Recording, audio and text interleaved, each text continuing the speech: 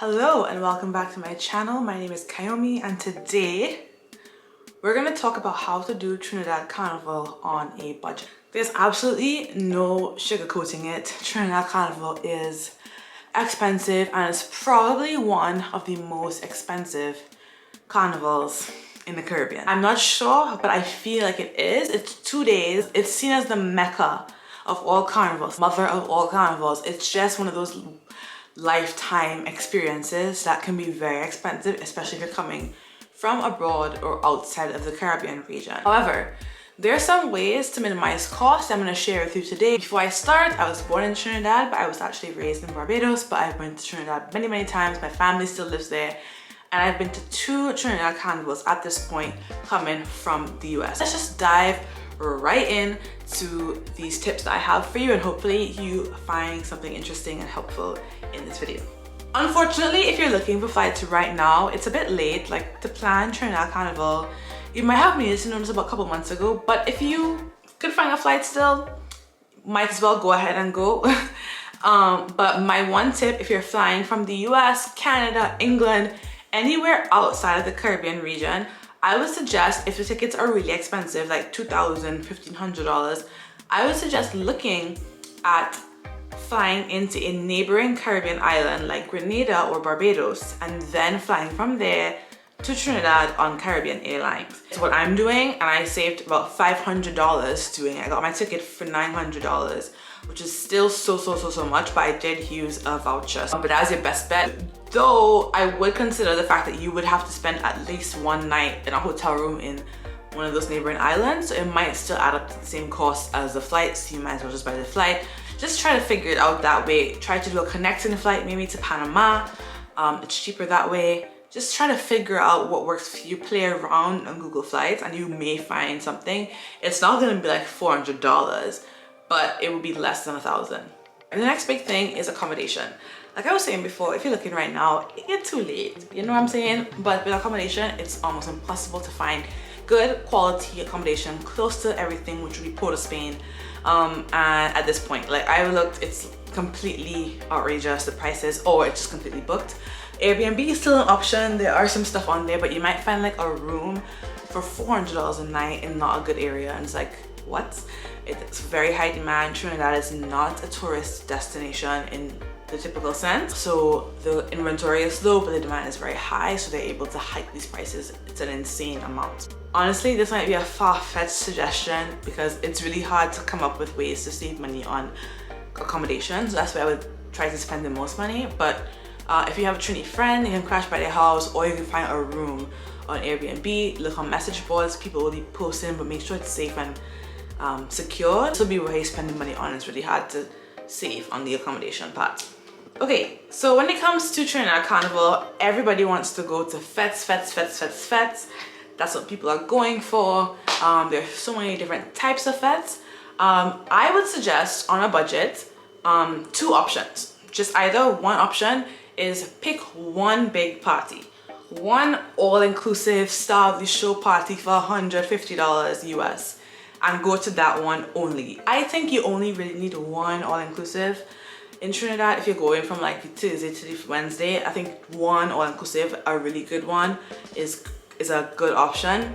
So if you like go to a breakfast party all-inclusive, which is a party in the morning time, you go to Soca Brainwash, if you can get tickets, something like that is what I would suggest. The other option is to only attend cooler fetes and boat rides. Those tend to be cheaper in the $40 to $60 US range. You have to bring your own alcohol, but the entry fee is way cheaper. But all-inclusive, your food and drink is included, and it's a whole show, a whole decorated show, whereas a cooler fete and a boat ride can be more chill and relaxed than in all-inclusive. So you can do one all-inclusive and the rest of fetes would be cooler and boat rides, or just do cooler and boat rides. You're gonna have a good time anyway. The same music gonna play, it'll be a vibe, and you save your money that way. When it comes to events, I would say try to seek out those new events, those first-time events.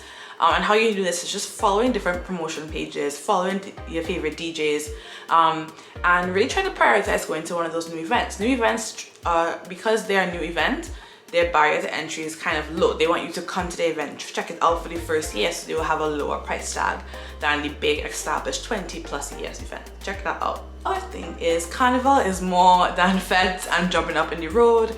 Carnival is a long-standing historical tradition with a lot of deep meaning for Trinidadians, and I would say we have so many cultural traditional events that are completely overlooked. So you have stick fighting, you have cannibal riot reenactment, you have kiddies carnival if you're there that early, you have panorama finals, Dimanche Gras, the Sunday before carnival.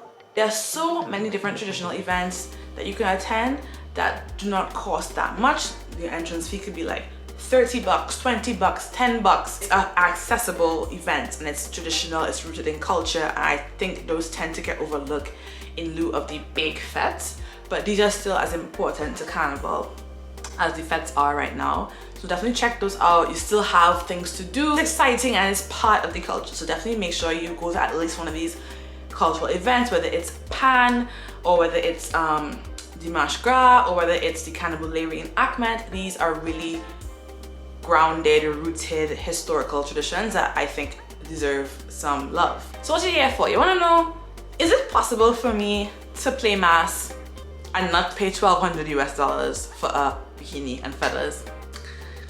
It's hard. However, I have two approaches to this in saving money. Number one, why don't you try to prioritize doing Juve over playing mass? If you can't afford both, or you can't afford mass, you can't dish out $1,200, $1,500 on a costume, try doing Juve alone. Juve to me is so fun, right? You parade the streets in mud, oil, paint, powder, water. It's just dirty mass. And you are going through Port of Spain. You will cross a stage probably in your band, depending on what band you are in. You get the same drinks and alcohol. You get breakfast in the morning, I think, in some bands. So it's just a better alternative to me to Pretty Mass on Tuesday, and it's cheaper, maybe like $100 to $150 versus $1,000+ US. So maybe you want to do Juve, and you will go watch the parade, and you could chip alongside the bands. You know, you can still have that experience alongside the bands. You just won't have a costume. Other thing is, you can't afford Tribe, you can't afford Yuma, you can't afford Spirit. Try one of these smaller bands. And when I say smaller bands, these are not the tiny bands either, right? These are Paparazzi and Ronnie and Caro, which have great costumes, great themes, great vibes. Check those out. They tend to be cheaper than Tribe and Yuma and Bliss and all these other bands.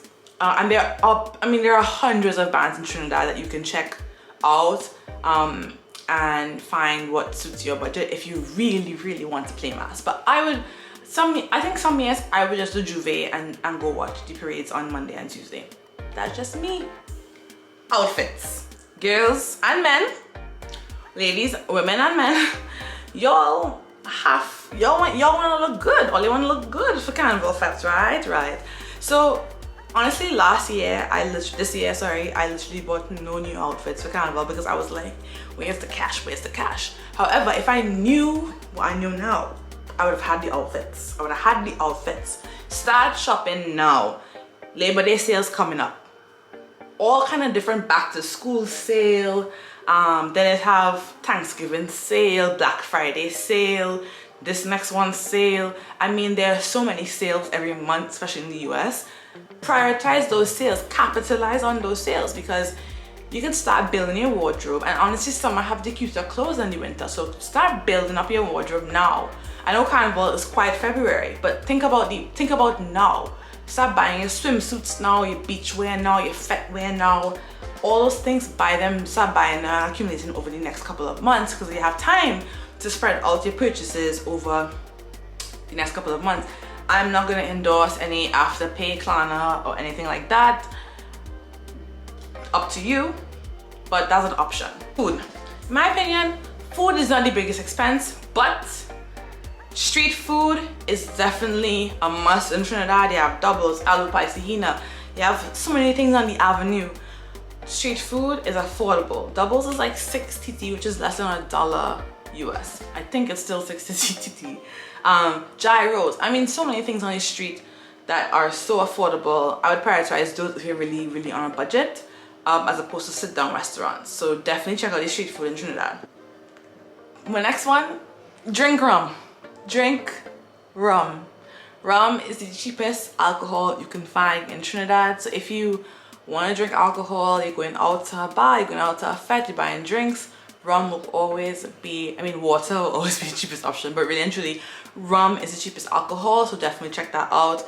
If you don't like rum, well, tough luck, but rum is the cheapest alcohol and the most popular alcohol in Trinidad, so I would drink rum. When it comes to finding transportation, don't drink and drive. As I was telling you, save your money on rental cars, don't drink and drive. If you're not from Trinidad, you're not from the Caribbean, I would not recommend driving. It's different down there. The roads have potholes, you can mash up the car. It's just a whole bunch of nonsense. Trinidadians drive like crazy. Like, trust me, I learned to drive in Trinidad. Just believe me what I'm saying. Don't drive if you're not from there or from the Caribbean.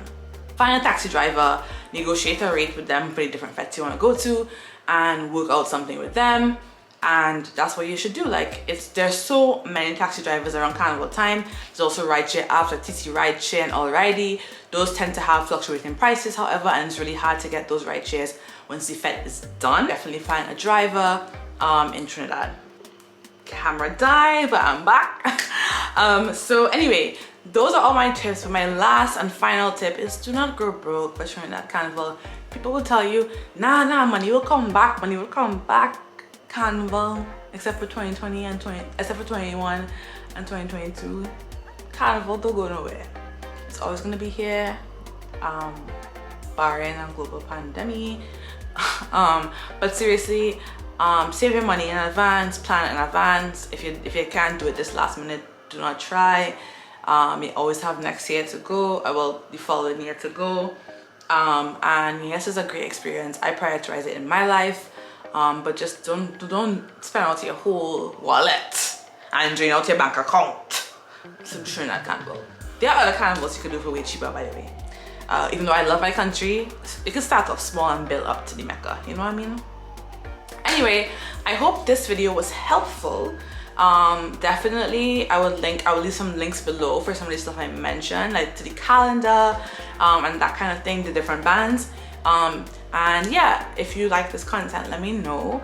I'm definitely going to be making more carnival type videos in the future, and I'll still be making travel vlogs, but I'll be going to Miami Carnival, so I'll do like a pack with me video to Miami Carnival, and then I'll be vlogging the entire Miami Carnival experience.